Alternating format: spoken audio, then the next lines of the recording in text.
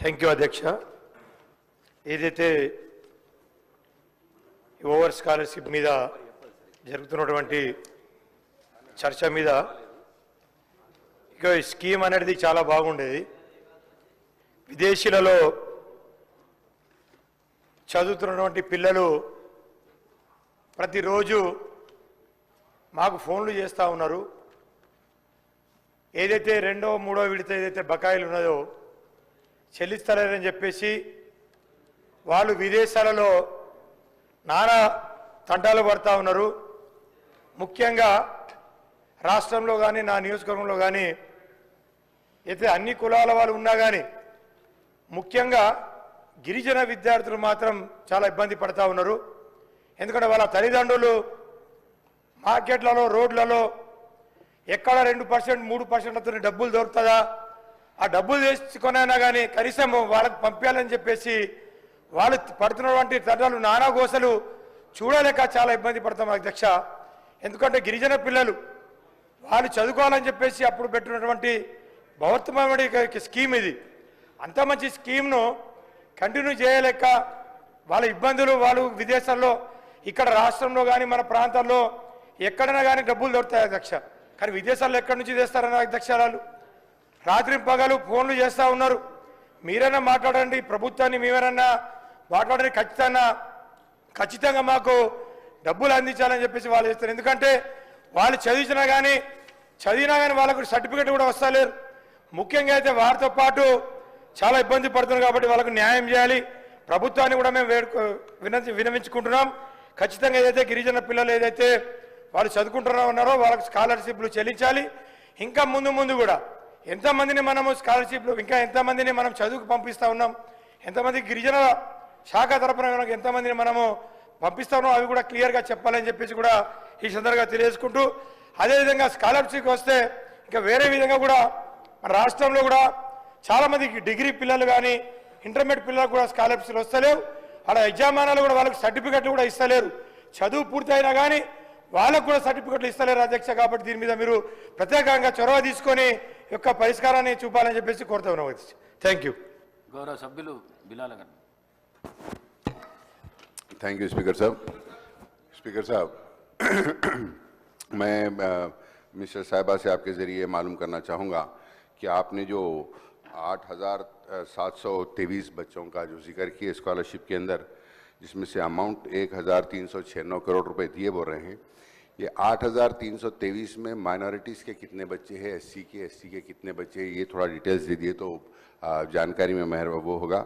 और ये जो अकाउंट आप जो दिए हैं कि 8,723 बच्चों में आप 1395 करोड़ रुपए आप दिए बोल रहे हैं, जबकि टोटल अमाउंट 8,723 का हो रहा है 1,744 करोड़। अगर आप 1,396 करोड़ दिए तो बैलेंस बचता है 348, आप 104 बैलेंस बता रहे हैं। तो ये आंसर भी आपका ये रॉन्ग है मैडम, आप प्लीज ये चेक करिए कि टोटल अमाउंट कितना था। आप जब रिएम्बर्समेंट इतना बता रहे हैं तो उसका बैलेंस 20 लाख रुपए पर स्टूडेंट के हिसाब से 8,723 बच्चों के 1,744 करोड़ होते हैं। उसमें से आप अगर से इतना 1,396 रिएम्बर्स करे हैं तो बैलेंस इज 348, लेकिन आप यहाँ स्टेटमेंट में बता रहे हैं 104। ये आप थोड़ा क्लैरिफिकेशन दीजिए मैडम, और प्लीज ये डिटेल्स इसके अंदर कोसे बच्चे कितने हैं ये भी आप डिटेल फराहम करेंगे तो सहूलत होगी। गौरव मंत्री అధ్యక్ష, మేము అంటే 2024-25కి సంబంధించి ఎంత స్కాలర్షిప్స్ పే చేసిరు అన్నప్పుడు మరి బకాయిలలో 140 కోట్ల 74 లక్షలు చెల్లించడం అని చెప్పడం జరిగింది అధ్యక్ష. అంటే దాంట్లో 104 కోట్లలో ఫస్ట్ అండ్ సెకండ్ ఇన్స్టాల్మెంట్ వాళ్ళు కలిపి ఉన్నారు. అదేవిధంగా ఇప్పుడు మాకు వచ్చినటువంటి దరఖాస్తులు 3,488 దరఖాస్తులు వచ్చినాయి. వాటిలో మా టార్గెట్ అంటే మనం ఇవ్వాల్సినటువంటి వాళ్ళు సెలెక్ట్ చేయాల్సింది 1,310 మంది విద్యార్థులను సెలెక్ట్ చేయాల్సినటువంటి అవసరం ఉంది సార్. అది తొందరలోనే చేయడం జరుగుతుంది. ఎందుకంటే వివిధ డిపార్ట్మెంట్స్ నుంచి కూడా తీసుకొస్తున్నాం. కొంతమంది డాక్యుమెంట్స్ కానీ ఇతరత్ర మరి సర్టిఫికెట్స్ కానీ అవన్నీ కూడా వెరిఫై చేస్తున్నందున కొద్దిగా డిలే అయింది. కానీ తప్పకుండా ఈ స్కీము మరింత స్ట్రాంగ్గా చేయడం జరుగుతుంది. అదేవిధంగా స్కాలర్షిప్ చెల్లించలేక ఇతరత్ర ఆత్మహత్యలు అన్నారు. మీ ప్రభుత్వంలో లావణ్య అనేటువంటి దళిత ఇంజనీరింగ్ స్టూడెంట్ మహబూబ్ నగర్లో ఆత్మహత్య చేసుకున్నది. తల్లిదండ్రులకు వీడియో కూడా పెట్టింది, నేను ఉన్నత చదువులు చదువుకోవడానికి నాకు డబ్బులు లేక అని. మీరు ఇవాళ గొప్పగా మాట్లాడితే ఎట్లా? 10 ఏళ్లలో మీరు చేసినటువంటి బకాయిలు, మీరు పెట్టినటువంటి రకరకాల సమస్యలు అవి కొనసాగుతున్నాయి. వాటిని కంప్లైంట్ అట్లాంటి సమస్యలు రాకుండా చేయడం కోసం మేము ప్రయత్నం చేస్తున్నాం.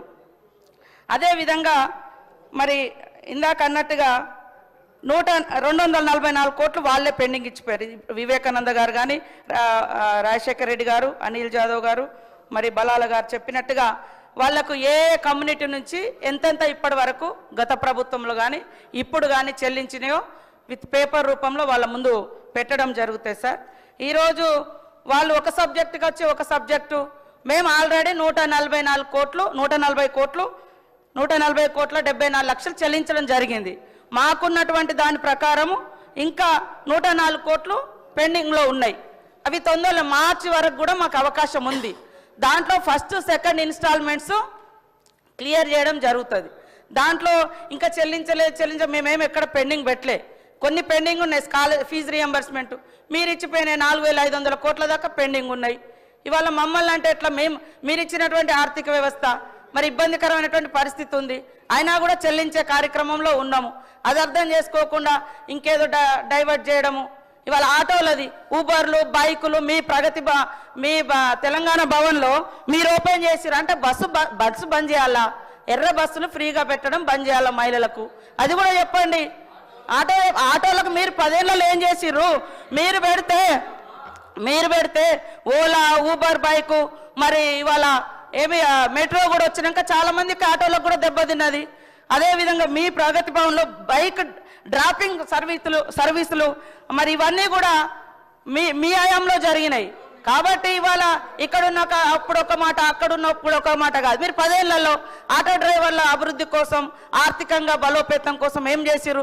మేము తీసుకొచ్చింది ఒకటే, ఉచితంగా మహిళలకు బస్సు తీసుకొచ్చినాం. పేదింటి బిడ్డలు ఎక్కేటువంటి ఎర్ర బస్సులకు ఫ్రీగా పెట్టినాం. అది తప్ప? అరే మీరు ఎట్లా మాట్లాడినరు? మీరు దాంట్లో మాట్లాడారు కాబట్టే నేను చెప్పడం జరుగుతూ ఉంది అధ్యక్ష. ఖచ్చితంగా డీటెయిల్స్ ఇస్తాం. మా గవర్నమెంట్లో ఇందులో ఏం పెండింగ్ లేదు. సెలక్షన్ డిసెంబర్ ఎండింగ్ లోపు క్లియర్ చేస్తాము.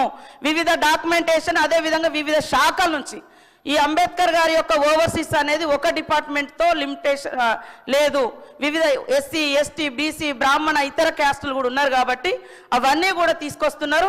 డిసెంబర్ ఎండింగ్ లోపు ఇవి క్లియర్ చేస్తాం. తప్పకుండా స్ట్రాంగ్గా ఈ పథకాన్ని కొనసాగిస్తాం.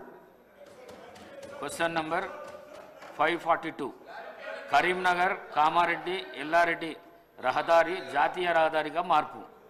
రోడ్లు మరియు భవనాల మంత్రి శ్రీ కోమటిరెడ్డి వెంకటరెడ్డి గారు. సార్, ఆనరబుల్ స్పీకర్ సార్,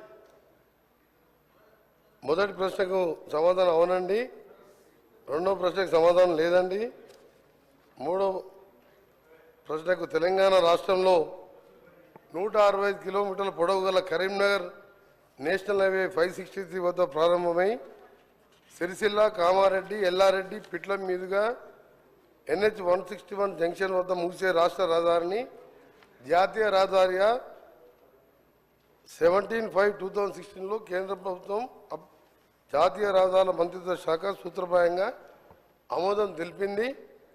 గత ప్రభుత్వం సకాలంలో DPRని సమర్పించినందున 28/7/2016